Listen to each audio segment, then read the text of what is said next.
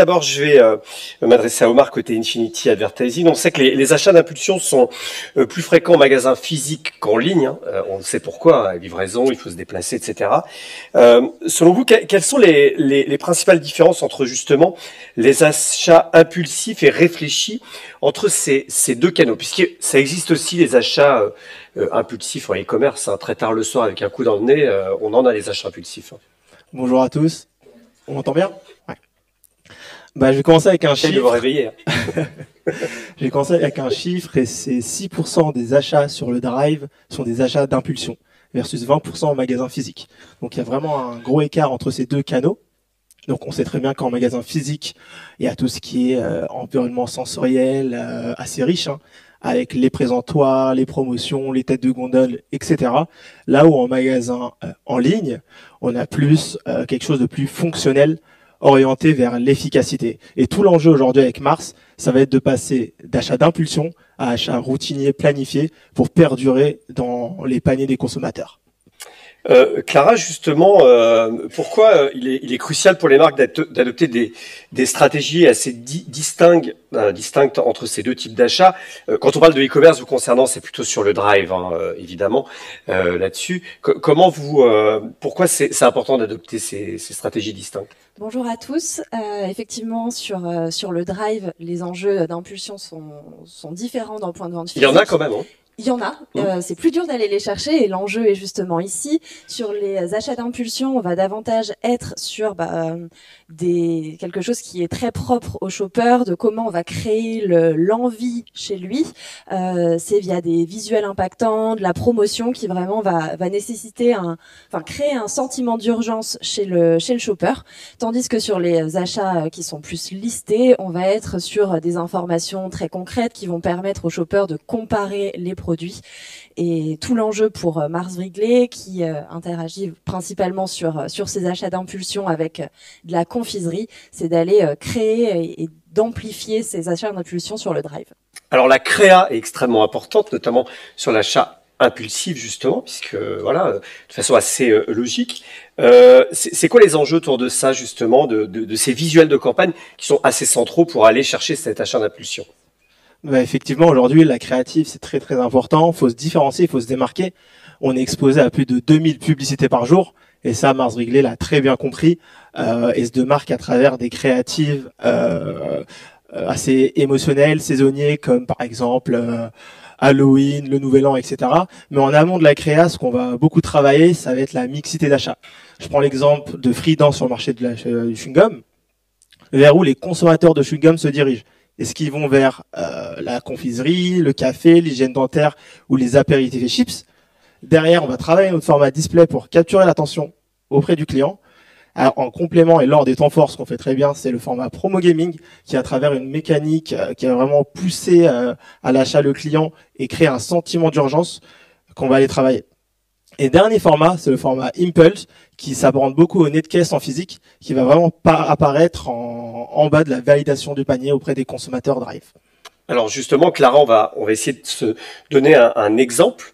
Et puis l'idée, c'est aussi de parler de mesures derrière, hein, évidemment, c'est ça qui est important. Ouais, tout à fait. Déjà, pour ceux qui ne connaissaient peut-être pas les marques de Mars Wrigley, principalement, on a M&M's et Freedent, et c'est ces deux exemples-là que je vais prendre avec des campagnes donc de la nouvelle année sur Freedent et de la Saint-Valentin sur M&M's. Une des chances qu'on a sur le Drive via nos créations, c'est de pouvoir les changer beaucoup plus régulièrement qu'en point de vente physique. Donc c'est vraiment là-dessus qu'on a joué avec ces campagnes qui ont bien fonctionné et comment on a pu voir que ça a fonctionné auprès de nos shoppers en regardant des KPI qui sont principalement le taux de clic et bien sûr un KPI qui est très important dans notre enjeu de conversion, c'est le retour sur investissement, le ROAS dont on s'est déjà parlé tout à l'heure. Évidemment, c'est un peu le Graal en retail média. Omar, justement, chez Infinity, justement, comment vous arrivez à combiner justement, disons des solutions pour adresser à la fois l'achat d'impulsion et réfléchir dans un contexte de Drive? Effectivement, tout l'enjeu, ça va être vraiment de combiner ces deux achats-là. Nous, aujourd'hui, on observe que 80% des paniers sont identiques d'un achat à l'autre sur le Drive Intermarché. Donc, c'est un gros chiffre. On va travailler le display en quarter. Donc, on va prendre les best practices, par exemple, du Q1 pour les intégrer au Q2. Quand je vous dis best practice, c'est les top rayons, les mots-clés qui convertissent le mieux. À côté de ça, on va travailler le sponsor product, qui va nous permettre d'être visible en première ligne des pages de résultats. Et en complément, le format qui va nous permettre de faire du recrutement et du volume par panier, c'est le format promo gaming. Ajouter à cela, en fait, tout ça, ça va faire une combinaison, donc une vraie synergie des formats qui va vraiment maximiser les opportunités de conversion auprès des consommateurs. Justement, est-ce que tu peux nous donner un exemple peut-être concret de mise en pratique de cette synergie, Clara? Ouais, pour moi, une campagne qui est efficace sur le Drive, c'est une campagne qui va regrouper tout ce que vient d'énumérer Omar. C'est une campagne qui va être 360 au sein du Drive.